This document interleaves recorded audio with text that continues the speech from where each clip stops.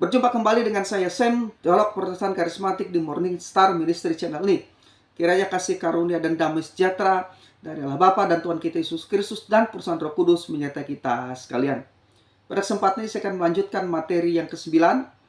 Materi yang ke-9 pemuritan. Hari ini dengan tema atau topik hadir dalam ibadah raya setiap minggu. Hadir dalam ibadah raya setiap minggu. Ibadah raya minggu, ya, khususnya di Bintang Pajar Ministry Palangkaraya tempat saya mengembalakan. Dan sekarang juga saya mengembalakan di Sangkakala Ministry, ya, GBS Sangkala. Nah, ibadah raya minggu itu merupakan ibadah selebratif dan ekspresif. Ya, dan ini merupakan ciri khas gereja-gereja ibadah di gereja-gereja karismatik, yaitu pujian yang bersemangat dan penyembahan yang mengalir dari lubuk hati. Nah, dasar teologis dari pujian dan penyembahan ini ditemukan dalam tata ibadah di Pondok Daud atau Kemah Daud. Saudara bisa lihat di 1 Tawarik 13 ayat 16, 2 Samuel 6 ayat 17 sampai 19, yang dinyatakan di dalam kitab Mazmur dan diteguhkan dalam perjanjian baru sebagaimana yang tertulis di dalam Kolose 3:16 dan Ibrani 13 ayat 15.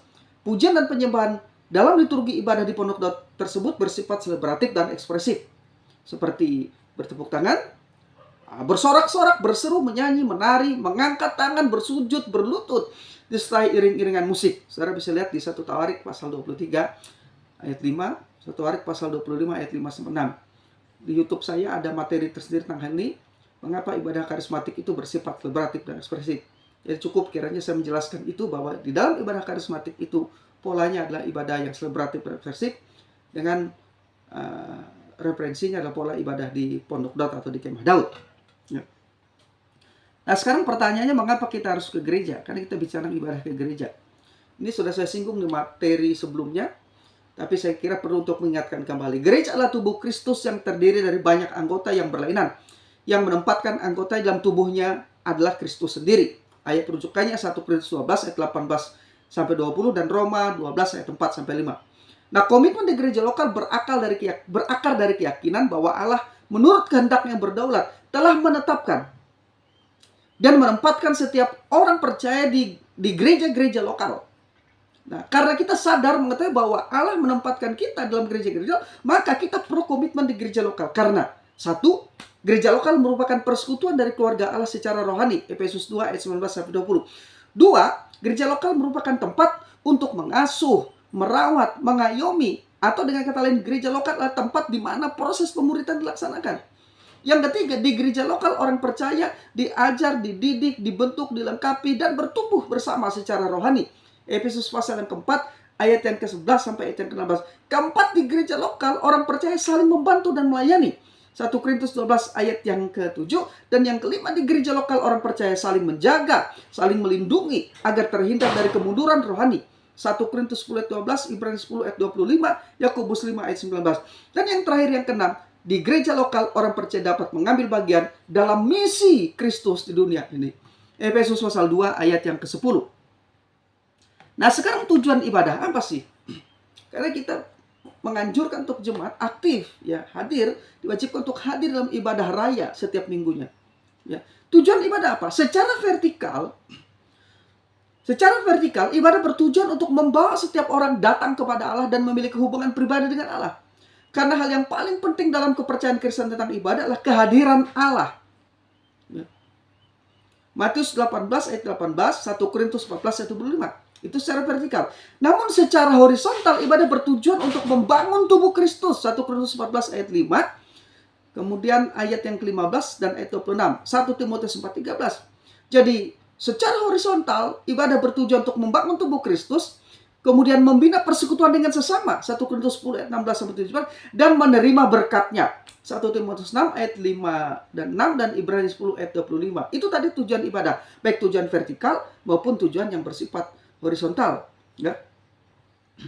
Tujuan yang vertikal dan merayakan kehadiran Allah di tengah-tengah ibadah kita, dan tujuan vertikalnya adalah tujuan horizontalnya itu tujuan vertikal tadi, merayakan kehadiran Allah di tengah-tengah umatnya saat ibadah. Yang kedua, tujuan horizontalnya adalah untuk membangun tubuh Kristus, membina persekutuan dengan sesama, dan untuk menerima berkatnya. Nah, sekarang bagaimana sikap kita terhadap ibadah? Sikap kita terhadap ibadah, ya. Secara doktrinal, bagi gereja hingga saat ini, ibadah tetap menjadi hal yang utama. Karena itu secara positif sikap kita terhadap ibadah adalah melatih diri untuk setia beribadah. Maka poin ini sangat penting sekali. Latihlah dirimu beribadah. Jadi ibadah itu perlu suatu latihan, perlu direncanakan, sesuatu yang disengaja, dan perlu upaya performa dari kita. Karena itu Paulus katakan, latihlah dirimu beribadah. Ya. Ini merupakan sikap yang harus dibangun untuk menunjukkan bahwa ibadah merupakan hal yang sangat penting. Rasul Paulus mengingatkan Timotius dan juga bagi kita semua demikian. Tetapi jauhilah tahyul dan dongeng nenek-nenek tua. Latihlah dirimu beribadah. Latihan badan ini terbatas gunanya, tetapi ibadah itu berguna dalam segala hal karena mengandung janji baik untuk hidup ini maupun untuk hidup yang akan datang. 1 Timotius 4 ayat 7 sampai 8. Itu secara positif. Sekarang secara negatif, sikap kita terhadap ibadah adalah jangan pernah menjauhkan diri dari pertemuan ibadah. Maka itu ibadah itu diwajibkan. Jangan pernah menjauhkan diri dari pertemuan ibadah. Sebaliknya semakin giat melakukannya. Penulis kitab Ibrani dalam Ibrani 10 ayat 25 mengingatkan, janganlah kita menjauhkan diri dari pertemuan-pertemuan ibadah kita seperti yang dibiasakan oleh beberapa orang. Tetapi marilah kita saling menasihati dan semakin giat melakukannya menjelang hari Tuhan yang mendekat. Memang seringkali ada godaan. Jemaat yang satu yang agak malas bisa menggoda jemaat yang lain bilang, ngapain juga kita terus-menerus ke gereja secara aktif. Tiap minggu pula. Ya. Nggak ada gunanya. Ya. Jangan terpengaruh dengan hal seperti itu. Memang ada beberapa orang yang membiasakan diri seperti itu. Tetapi Alkitab mengatakan, janganlah kita menjauhkan diri pertemuan seperti dibiasakan oleh beberapa orang. Itu tidak banyak hanya 1-2 orang. Karena beberapa orang saja yang malas seperti itu. Lalu berusaha mengajak orang teman-teman yang lainnya. Ya, dengan mengatakan, nggak perlulah kita. Ya. Nah, jangan. Ya. Tapi kita justru harus semakin giat melakukannya menjelang hari Tuhan yang mendekat. Ya. Nah, itu sikap kita tadi, baik secara positif maupun secara negatif. Secara positif kita harus semakin giat melakukannya, ya, dengan setia dalam secara doktrinal, ya. Dari aspek doktrinal, sikap kita terhadap ibadah secara positif, kita harus semakin giat dan setia melakukannya.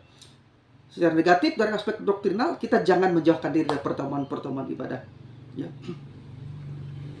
Sekarang sikap kita terhadap ibadah secara praktis. Jadi, ada secara doktrinal, sekarang ada secara praktis.